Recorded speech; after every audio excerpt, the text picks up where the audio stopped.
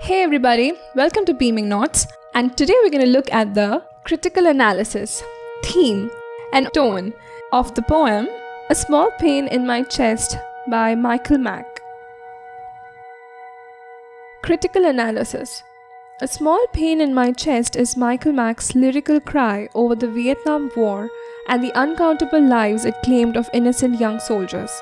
This poem does not have any vitriolic hatred spewing on paper, but a silent mourning over the loss of humanity which war entails. The anti-war agenda of the poet has been crafted out with much sympathy and poignancy. He does not directly question the ravaging effects of war, but instead takes us in the middle of a battlefield, next to a dying man who does not even have enough water on him to ease his fatal battle wound. Through the eyes of this war-ravaged soldier, we are made to question the war and its reductive effect on life. Sudden explosions, dead bodies, open craters, the poem draws a heart-rending picture of the war, all through the words of the soldier, and our sympathy is garnered by his plight. We are all in unison against war after reading the poem, as our heart goes out to the soldiers who died and their families who will have to cope with the loss on a personal level. The poem also indicates very subtly that the ones who do manage to keep themselves alive till the end of a war are not exactly in the best of health either. The mental health of such soldiers is severely compromised, and they carry deep emotional and mental wound of having had seen their fellow comrades suffer and die. The poet does not employ any far-fetched poetic devices to drive his point home. The same is done by the poet by taking resort to very simple, honest lines which hurt us more piercingly by virtue of their simplicity. The perfect metrical arrangement of the poem has been employed by the poet to make the brutality of war more conspicuous. The poet increases the cruelty and chaos brought by war through the principle of contrast by speaking about it in neatly structured stanzas. This principle of contrast is also utilized by the poet by yoking mourning and dead bodies, daylight and darkness of death together in a single matrix in order to sensitize us to the bad aftermath of wars. The fact that the soldier was too young to die has been stressed upon at various points in the poem, such as the line, "It's growing dim and I thought the day had just begun," and by referring to him as a soldier boy, although he was old enough to have a wife. The poem has two narrators. One is a soldier who narrates his account of being in a war, and the actual narrator of the poem, whose job is to bring to us the plight of the soldier and make us weep with him in the end. Poetic devices. Figure of speech. First stanza. The line, "and scores of figure on the ground lay still by morning's light," is an instance of hyperbaton. In hyperbaton, there is an inversion of the regular grammatical order or words in a sentence for the sake of poeticality. Simply put, the quoted words would have been articulated as scores of figure lay still on the ground by morning's light. Second stanza, "Small pain in my chest" is a metaphor of the fatal wound that the soldier is suffering from.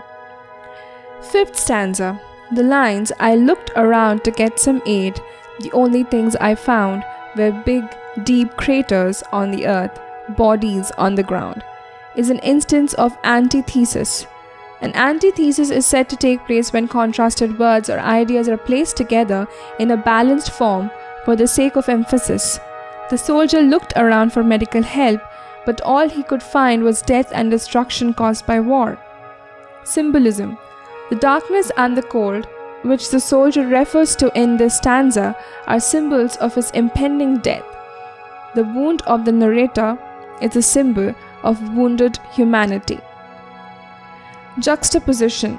Michael Mack has utilized the poetic device of juxtaposition very well in the poem. At many points, morning and sunlight have been juxtaposed with its opposite, death and darkness and cold, which death brings with it. Theme. The central theme of the poem is the brutality of war. It is one of those life-reductive practices which not only nips lives in the bud, but also leaves their family destitute and ravages the earth with craters. This destruction caused by wars has been brought out in the poem by bringing to us the account of a soldier on the last dregs of his life. Through him, we come to know of the harsh conditions which war imposes on the soldiers. They have to go without basic amenities such as water and are often without medical help. In most cases, they are left to just die unattended. The soldier in the poem was at least lucky to have the narrator to give him water in his last moments and to hold him after he died. Even the ones who survive the war hardly emerge unscathed. They have to always carry the deep mental and emotional wounds of seeing fellow soldiers lose their lives, such as the narrator himself. After reading the poem, one comes to realize how inhuman war is, since it turns the sanctity of human life into a farce. The power, lust, and the greed of a few nations at odds with each other becomes so much bigger than the lives of human beings. It is sad to see the number of lives that are sacrificed just for the benefit of a few people in power. This theme has been ratified in the poem wonderfully by wonderfully juxtaposing morning sunlight with death and the darkness associated with it at different points in the poem. From the central theme of the cruelty of war emerges the theme of death. Death looms heavily all through the 36 lines of the poem. It is there, haunting the soldier with the small pain in his chest, and it is also there in the descriptions of the dead bodies strewn around every morning like they mean nothing. The theme of humanity has also been touched upon in the poem. Humanity has been represented in the poem by the narrator who gives his water to a dying soldier and later holds him and weeps after he dies. The narrator then becomes symbol of weeping humanity, crying at the loss of so many lives at the battlefield. The large wound of the narrator is symbolic of wounded humanity. It is indeed a violation of humanity that so many young innocent lives are taken even before they could enjoy the gift of life properly. Tone. The tone of the poem is extremely poignant as it deals with the sensitive matter of human lives being wasted at the altar of war. At the heart of the poem is against this inhuman practice. However, this against is manifested in the poem by adopting a sad, almost helpless tone to make the reader sympathize with soldiers, such as the one described in the poem. The poignancy in the tone reaches its peak at the end of the poem, which describes the narrator crying at the death of the soldier. Form and structure. Rhyme scheme. A Small Pain in My Chest is a poem of 36 lines that has been divided in 9 stanzas of 4 lines each. The rhyme scheme of the poem is very simple. It follows a pattern of AABB, CCDD, and so on. The first and the second share of the same rhyme, as does the third and the fourth line.